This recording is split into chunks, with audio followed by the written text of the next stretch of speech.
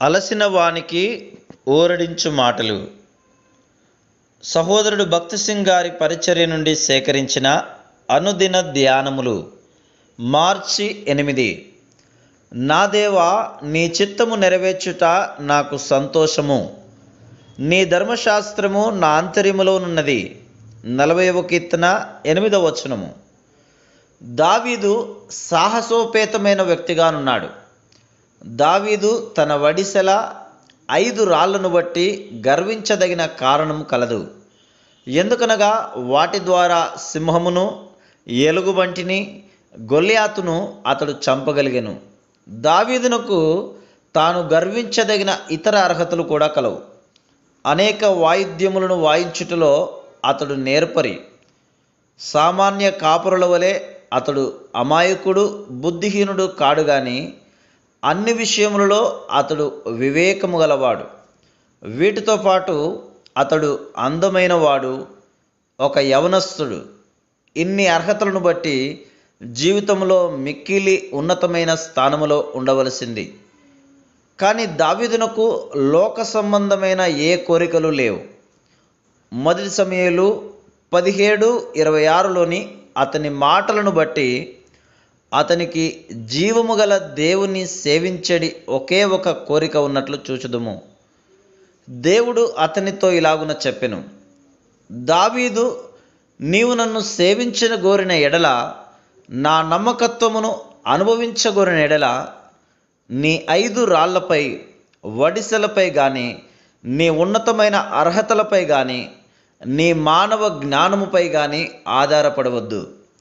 నేను నీ 5 రాళ్లను తీసివేసి ఇంకా శ్రేష్టమైన 5 నీకిచ్చెదను.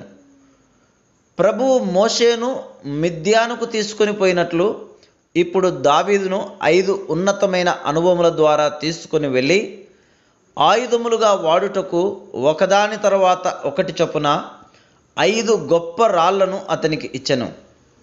మన విషయము కూడా దేవుని మార్గము ఆ విధముగా నుండును. తక్కువ విలువగలవి, తక్కువ ఉపయోగకరముగా నుండినవి తీసివేసి వాటికి బదులు మంచివి, గొప్పవి ఆయన మనకిచ్చును. దావీదు జీవించిన దినములలో దేశమంతటిలో అతడే ఉన్నత అర్హతలు గల వ్యక్తి.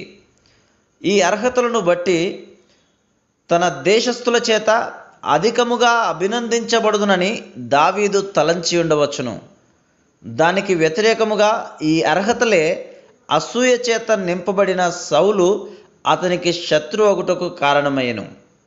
3 పర్యాయములు సౌలు దావీదును చంపుటకు ప్రయత్నించెను. దావీదు అడవిలోనికి పారిపోవలసి వచ్చెను. ఆ విధముగా దేవుడు అతనిని అదుల్లాము గుహలోనికి తెచ్చెను. అదుల్లాము అనగా విశ్రాంతి తీసుకొను స్థలం.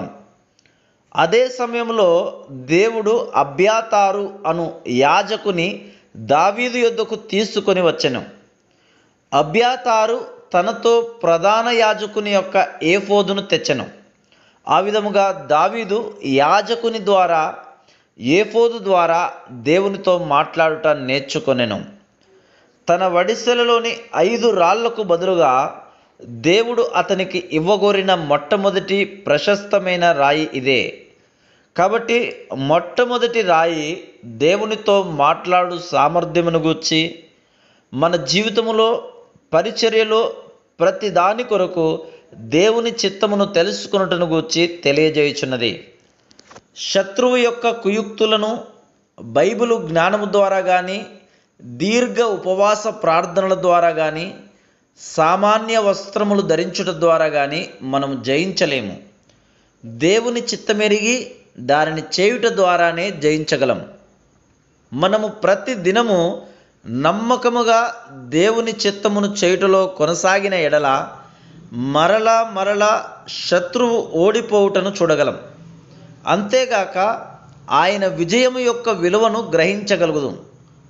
కాబట్టి దేవునితో ఏ విధముగా మాట్లాడవలెనో, ఆయన చిత్తమును ఎట్లు కనుగొనవలెనో, పూర్ణమైన విధేయతను ఎట్లు కనుపరచవలెనో ప్రభువు మనకు నేర్పించునుగాక.